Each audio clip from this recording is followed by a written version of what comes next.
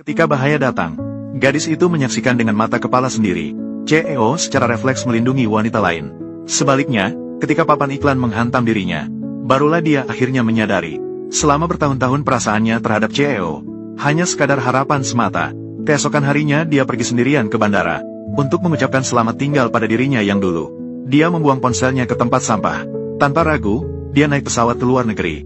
Sementara itu, CEO baru saja pulang ke rumah dan melihat surat yang ditinggalkan gadis itu di meja. Kemudian dia mendengar dari pembantu bahwa gadis itu sudah pergi ke luar negeri dan membawa semua barangnya. Mendengar berita seperti itu, CEO seakan-akan gila berlari masuk ke kamar. Melihat kamar gadis yang dulu kosong, barulah dia menyadari bahwa dia hanya asal memilih wanita untuk berpura-pura menjadi tunangannya. Kerugian yang begitu besar yang dialami oleh gadis ini juga membuatnya kehilangan segalanya. Gadis kecil yang selalu mengikutinya sejak kecil. Ternyata gadis itu pada usia 8 tahun. Orang tuanya meninggal secara tragis. Dan sebagai teman dekat orang tuanya, CEO tersebut mengadopsi gadis itu. Sejak saat itu, gadis itu selalu memanggil CEO itu, paman kecil. Waktu berlalu begitu cepat. Tanpa terasa, hari ulang tahun gadis itu yang ke-18 tiba. Gadis itu akhirnya mengumpulkan keberanian setelah minum. Mengungkapkan perasaannya kepada CEO yang merawatnya selama 10 tahun. Liang Jisoo, aku bilang aku menyukaimu. Kamu bilang apa? Aku bilang aku suka padamu. Aku ingin menjadi pacarmu. Wen Xinyan, apakah kamu gila? Aku ini paman kecilmu. Tetapi, kamu bernama Liang, aku bernama Wen. Kita tidak memiliki hubungan darah. Meskipun CEO menolaknya dengan tegas. Namun gadis itu tidak putus asa. Hingga hari ini, dia kembali dengan senang hati membawa bunga ke rumah. Namun dia melihat paman sedang memeluk wanita lain. Tanpa disadari, CEO ingin menjaga perasaan ini agar tidak tenggelam dalam dunia duniawi. Terus berkembang.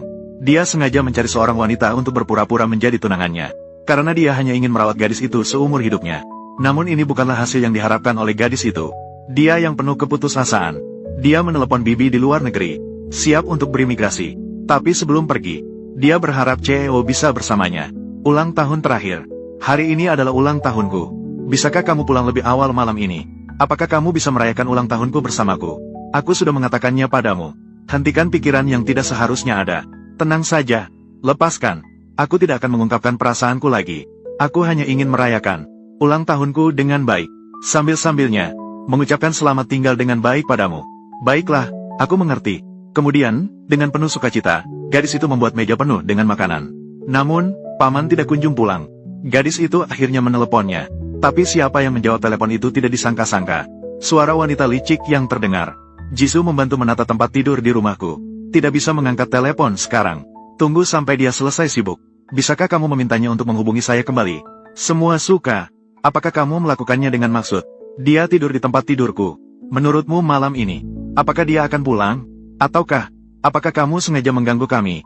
Aku tidak bermaksud begitu. Kamu bahkan menyukai pamanmu sendiri. Semuanya suka. Benar-benar menjijikan. Jika kamu memiliki sedikit rasa malu, jauhkan dirimu darinya. Jangan mengganggunya lagi. Liang Jisoo, kali ini, harapanku di ulang tahunku, tidak lagi bersama tanpa perpisahan. Kedepannya, semoga kita berada di tempat yang berbeda. Semoga kalian berdua baik-baik saja. Baiklah, ambil saja.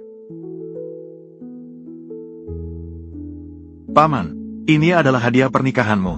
Masa lalu sudah berlalu. Semoga kamu bahagia.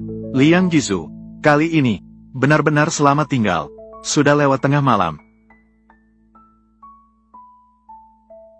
Halo, telepon yang Anda hubungi sudah dimatikan. Sudah dimatikan. Halo, Ibu Wang. Apakah gadis itu ada? Tolong berikan telepon ke gadis itu. Tuan Liang, ketika gadis itu lebih dari pukul 10, sudah keluar, masih membawa sebuah koper. Asisten lagu, tolong cek di mana posisi Nyonya. Setelah menemukan, beritahu saya.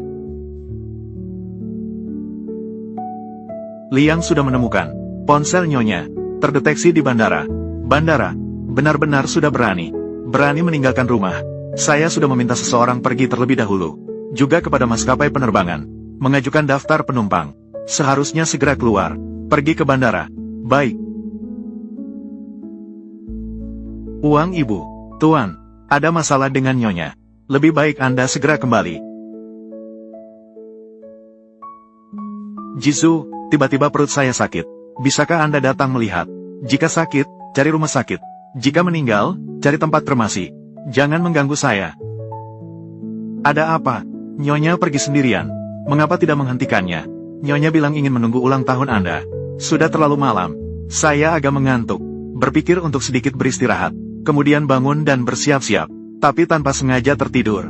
Kemudian saya tanya petugas keamanan di pintu. Barulah saya tahu Nyonya membawa koper keluar. Liang, semua ini milik Nyonya. Barang yang ditinggalkan.